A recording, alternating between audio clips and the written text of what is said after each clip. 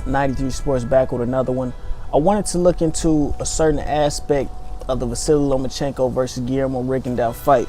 I want to look into Lomachenko's behavior versus Southpaws, and then I'm going to look into Guillermo Rigondeaux's behavior towards Southpaws. So first, I want to get into the mechanics of being an orthodox fighter and a Southpaw fighter for those of you who have never learned how to box. So I've learned how to box. I'm not gonna say I got the most experience, but I do know the basic fundamentals.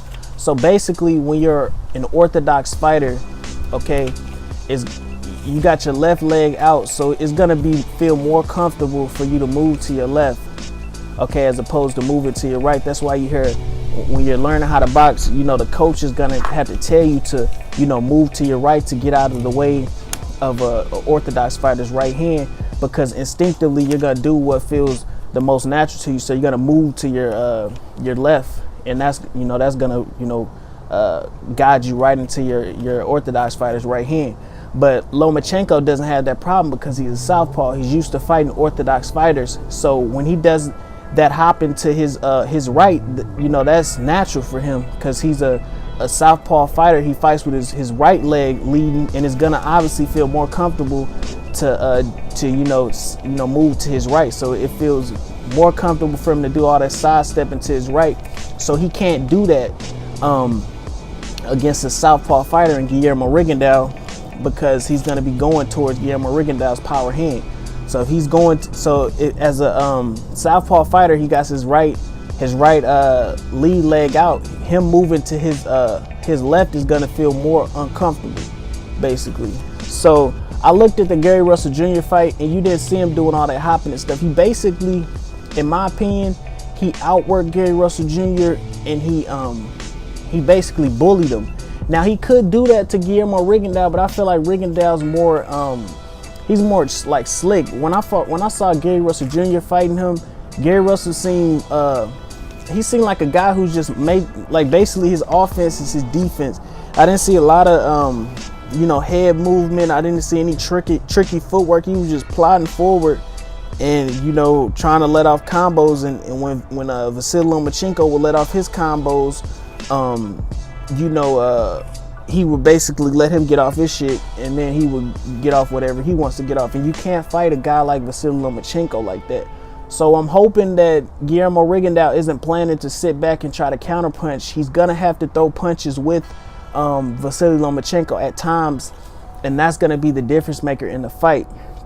But I want to get into Guillermo Rigondeaux and how he faces southpaws. He's fought 4 southpaws in his career. Of course, he's had a longer career. I think he's had like 17 fights or 18 fights, and Lomachenko's obviously only had 10. So, but Guillermo Rigondeaux, it isn't much of a different fight when you see him facing a southpaw than facing an orthodox fighter. He's more like subtle with his movements. It's less like jumpiness and hopping. He's more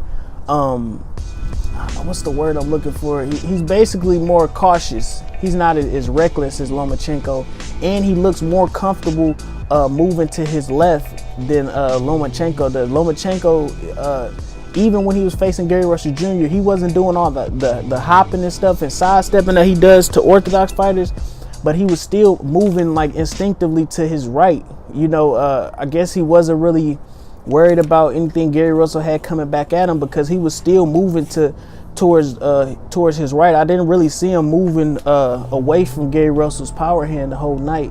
So I want to see how he's gonna face Rigondeaux. Is he gonna be more cautious, or is he gonna just do what he did to Gary Russell Jr. and just try to bully him? And I don't think he's gonna be able to bully Rigondeaux the same way he did Gary Russell. I think Rigondeaux is gonna he can't sit back and wait. He's gonna have to up his output. Now, I haven't seen a fight to where Rigondeaux is more active. Maybe he could slow down the fight to where Vasyl Lomachenko is more cautious if he catches him with some heavy early in the fight. But Rigondeaux is gonna have to up his output if he wants to beat Lomachenko, and that's my opinion.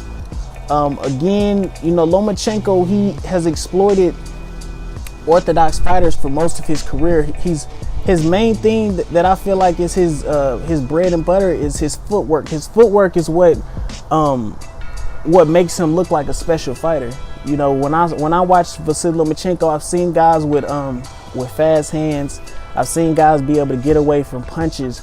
But what, you know, makes you see that fighter and be like, oh man, that's a special fighter, is his footwork. When he's sidestepping to the, you know, the left side of an opponent, you know, he's moving right, but he's basically gonna be sidestepping to the left hand of his opponent, and he's getting in those weird, awkward positions where the only thing guys can really defend themselves with is a left hook.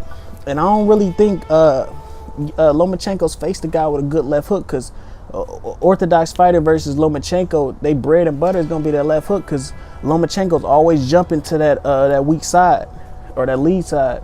So you know, we'll see, man. If Lomachenko wins this fight, I will give him credit, because he's so used to